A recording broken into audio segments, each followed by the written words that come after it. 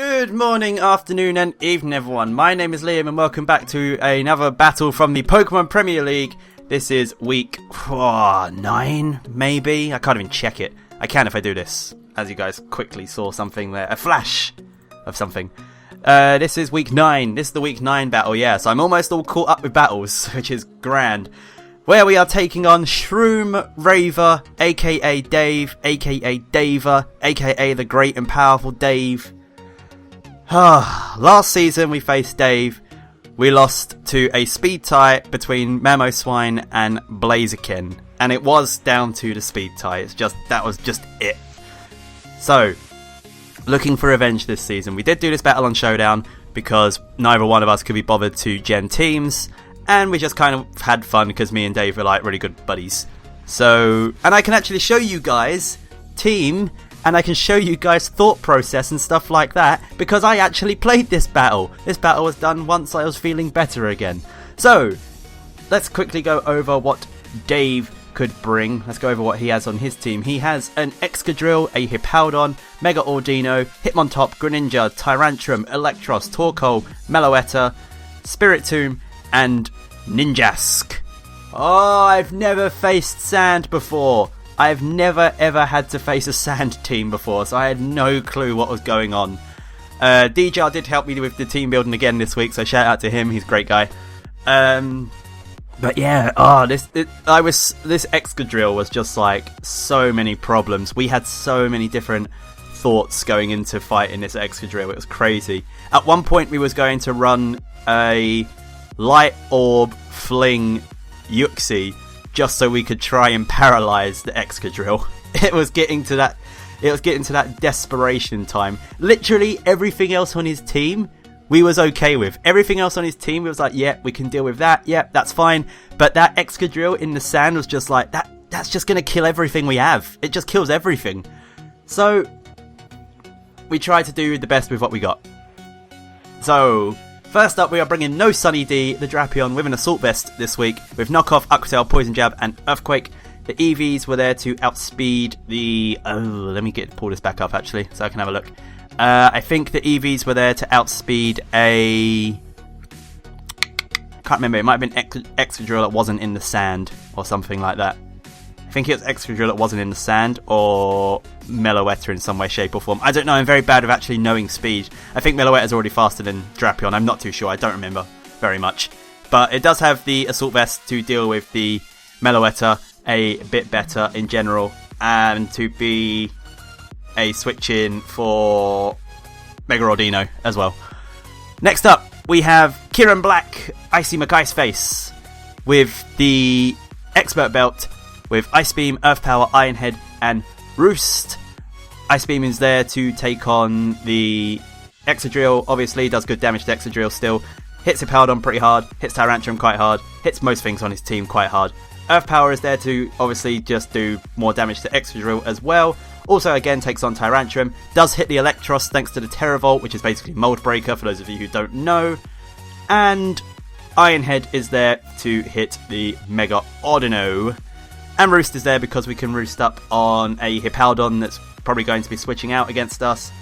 A Electros, which might switch out against us. So there was a couple of options to roost up here. Again, we got some speed investment there. Again, I don't remember what the speed was there to outspeed. But it's the exact same amount of speed as Drapion, so it was there to outspeed something. Next up, we have Infernape Double Barrel with a choice band this week with Mach Punch, Close Combat, Grass Knot, and Fire Punch. The Mach Punch, if he doesn't have a... what's the fighting resist berry? It's not Colbur. Is it Colbur? It might be Colbur. If he doesn't have a Colbur... I think it's a Colbur. No, Chople. It's Chople. If he doesn't... No. I don't remember. The fighting resist berry. I think it's Chople. If he doesn't have a fighting resist berry, then Mach Punch, I think, had something like a 90% chance to one-hit KO him, which was fantastic with Iron Fist, so that was great. Grass Knot was there for the Hippowdon. Close Combat was there to play Where Is Your Switch In, because he doesn't really have a switch in to a choice banded Close Combat. He does have Spiritomb, but Spiritomb, we was like absolutely certain that he wasn't going to bring Spiritomb this week to face us. And Fire Punch was there for the fire stab coverage. So Infernape's going to be doing a lot of damage this week and it's just going to be like, I now have an Infernape in. What are you going to switch in to take this hit? Same thing with Kieran Black. I now have Kieran Black in. What are you going to use to take this hit? Next up we have Antonio Mega Aerodactyl with Hone Claws, Aqua Tail, Earthquake and Stone Edge with the Adamant Nature with those speeds. Shroom doesn't have the fastest team around, so he didn't really need too much speed. Hone Claws was there to set up potentially on the Mega Ordino or possibly even, I don't know, there's just a cut, and possibly the Hippowdon. Aqua Tail there to hit his Hippowdon pretty much. Earthquake and Stone Edge pretty much covered the rest of the team. And with 252 Adamant attack, it's going to be doing a lot of damage. So, Mega Aerodactyl, cool people. Next up, we're bringing a Air Balloon Blastoise with Scald, Rapid Spin, Icy Wind, and Rest. Fully defensive investment. Air Balloon Blastoise, which makes it the perfect switch-in for a Excadrill, because he cannot hit us with Earthquake, and on the turn if he has to pop our Air Balloon, then we can go for a Scald. And Iron Head is not going to do much damage to us. Air Balloon Blastoise is the perfect switch-in for Excadrill. I don't care what any of you people say, how crazy you might think it is, it works, damn it. Next up, let's not even talk about it anymore. We have Yuxi with Stealth Rock, Thunder Wave, Foul Play, and Reflect. Foul Play was there to hit, was the hardest hitting move that we could have run to hit the Excadrill pretty much. It's got speed investments so I can get up rocks, and the Reflect was there to try and minimise damage taken from the Excadrill. This whole team was basically built to take on that motherfucking Excadrill. So that's the team we are using to take on Dave. Let us see what he brought. As I have to change my... There we go. Yes, I'm glad that worked. This is from Dave. For some reason it's showing me from Dave's side. I don't know how to change it. But Dave did bring the Excadrill, the Hippowdon, Greninja, Hitmontop, Mega Ordino, and Electros. Is there any way I can change it? Like, flip it round? I don't think there is. I don't think there is a way I can just flip it round. So we're watching it from Dave's perspective. There's my team. So that's my team up there. That's my team there. Don't get it twisted. So, with that team he brought, I was fairly confident starting off the battle with... I can't remember. I think I started off with Infernape. No, I think I started off the battle with Yuxi. Because if he brought in Excadrill, I wanted to set up the Reflect early. I also wanted Stealth Rocks up early.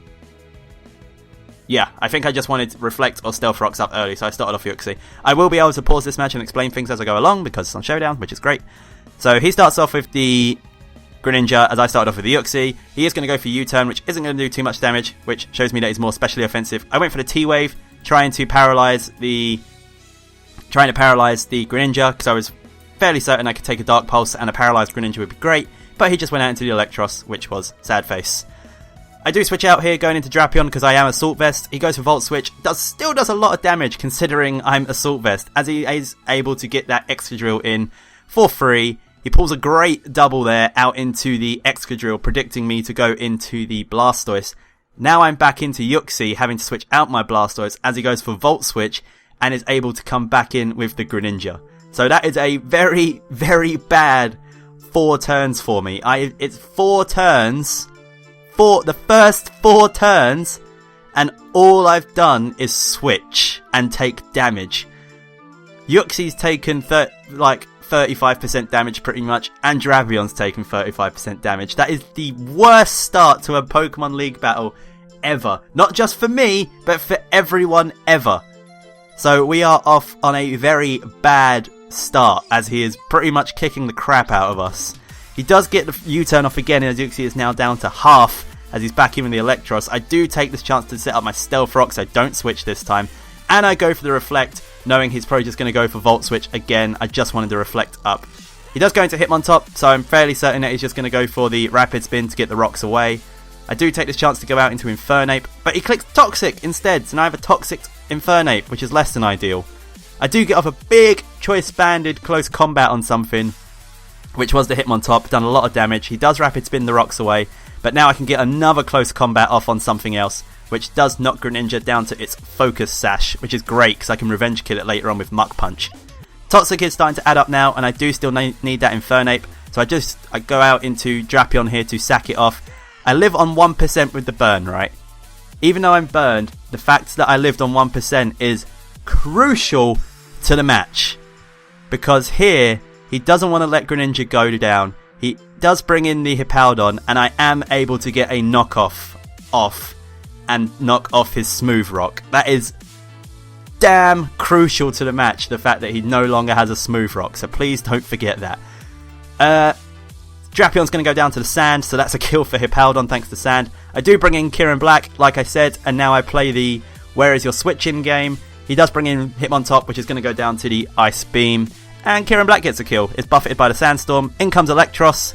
I do go for the Earth Power just to get damage off. As he goes for the Flash Cannon, I'm able to take that fairly well. I'm surprised. I can just roost up here because I thought he was going to switch, but he does go for the Volt Switch. It does put me on higher health, so roosting up there was the correct play. I was going to click Earth Power, so that would have been amazing if I could have clicked Earth Power there. He goes for Iron Head with the Excadrill in the sand, which is exactly what I was worried about. This is an Excadrill in the sand. I couldn't leave in Kyurem. Yuxi was the logical sack. Yeah, now we're in a problem, because Excadrill in the sand is the one thing we didn't want to happen. I do bring in the Blastoise here. He has to switch out because Air Balloon Blastoise is the perfect counter. And Blastoise is able to pick up a kill with a Scald on the Greninja. I am hurt by the sand. He does bring in the Electros. I sillily went for Scald there. Not sure why I went for Scald there, but I did get damage off on the Electros. He is able to get a Volt Switch off and pop my Air Balloon, so I no longer have my Excadrill switch in, as he does bring in his Audino. Now I go for another silly move. As he Mega Evolves, I went for Rest, so I'd be at full health to take on the Excadrill. He has Sub, so he is a Sub setup Audino, which is terrible, because if you look at my team as he goes for a Calm Mind, what do I have to take on a Sub setup Audino? Now you may be saying, you have Iron Head on Kieran Black, but Audino is so fucking fat, it doesn't matter. Because if he is fully defensive invested, which he is, I think Iron Head does like 35% damage, which is stupid. So I just bring in Mega Aerodactyl here, because Mega Aerodactyl is not doing anything else in this battle, not really. And I just brought him in to take the hits from Mega Audino and maybe leave it so that Audino is no longer behind the sub, so I can bring in something else like the Kieran Black to hit it with an Iron Head, or even Infernape need be to hit it with a close combat if it is low enough. I do Mega Evolve the Aerodactyl and I miss the Stone Edge, so I don't knock the sub out.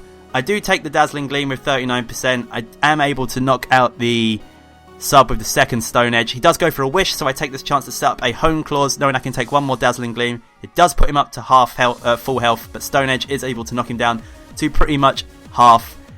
See what I mean by Mega Audino? I was a +1 Mega Aerodactyl with Stab Stone Edge and it done 47%.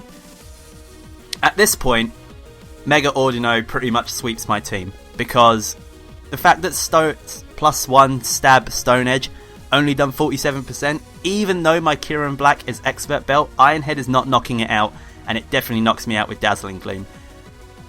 Close combat would definitely knock out the Audino after that, but then I have nothing to take on, but then I don't have the Pokemon needed to take on the rest of his team, because I'd be locked into close combat. He could go into Hippowdon. I'd have to then get very lucky and hope he didn't bring the Chople Berry or Fighting Resist Berry, whichever one it is, I still don't remember, on his Excadrill. Otherwise I would basically lose, because he would just be able to kill the rest of my team with Earthquake, and Electros could be able to kill my Blastoise. So pretty much at this point I lose. So I just click Iron Head for damage, and your boy gets the flinch! Oh, the flinch was needed so much. That makes up for missing Stone Edge. That makes up for Speed Tie last season. That makes up for everything, Dave. We're even. I do get the flinch on the Mega Audino from the Iron Head, so he cannot hit me with the Dazzling Gleam, as I am able to click Ice Beam, knocking it out. Whoo! He brings in the Hippowdon. Hippowdon's going to go down to the Ice Beam. And because he no longer has the Smooth Rock, the Sand is only here for the 5 turns. So he brings in the Excadrill. It's Excadrill in the Sand, but again, it's not for the 8 turns that he wanted before. It's only for 4 turns now. As he does get Earthquake on Blastoise. Now, the fact I went for Rest on Blastoise means I'm at full health. Earthquake only does 40%. That's the most he can do to me, so he's still got to do 2 more Earthquakes before he can kill me, which would put him at 2 turns of Sand left. He does go for Earthquake again. I stay asleep because it's Rest, obviously, and the Sand takes damage. He does knock out Blastoise, but now there's only 1 turn of Sand left. I do go for the Mach Punch on my Infernape, as he is a Chople Berry, so he could take the Banded Mach Punch, but now he has no turns of Sand left, and Kieran Black outspeeds the Excadrill, so I can knock him out of Earth Power, and I can knock out the Electros with Earth Power, and we get a win! We win! West Shan United beat the Parasect Germain, and that is our 2nd win as a team in a row. And let it be said, ladies and gentlemen, the West Shan United as a team have never had 2 wins in a row. So this is the very first time the West Shan United have ever got 2 wins in a row. That is amazing. Good game to Shroom. It sucks that you got the Iron Head flinch. Like, you definitely had the game won with the setup Mega Ordino. I know that, you know that, everyone that watches these battles know that. But you did get the speed tie last season, so... I'm just so happy we won. It does suck that it came down to that Iron Head flinch. I would have preferred to have won it, like, obviously in any other fashion, but we needed that win so bad. And Kieran Black got 5 kills! Holy shit! Kieran Black is pretty good, as people might tell you. Whoo! So we do get the win there, which is fantastic. Next up, though, next week we take on Slyro of the Pittsburgh Pyros, who last season beat us 4-0. Despite the fact it was a close match that basically was a 4-0 just because I got every 50-50 decision wrong, we lost 4-0. So I'm definitely looking to come back with a win. We are still trying to climb our way out of the bottom half of this table, so we need to win next season. And let's see if we can keep the West Shan United streak alive. But thank you guys for watching this battle. Make sure you check out Shreemover's channel down below. He does loads of funny battle stuff and he's a good friend of mine. And you can see his side of the battle as well. I assume it's uploaded before mine is, possibly, maybe. I don't know. Maybe it is, maybe it isn't. I'll just leave you guys guessing. Thank you guys for watching though. If you enjoyed it, make sure you leave a like. If you didn't enjoy it, feel free to leave a dislike. I love you all very much for the support that you do bring. And I will speak to you all very soon. Take care everyone. Mwah. Bye bye.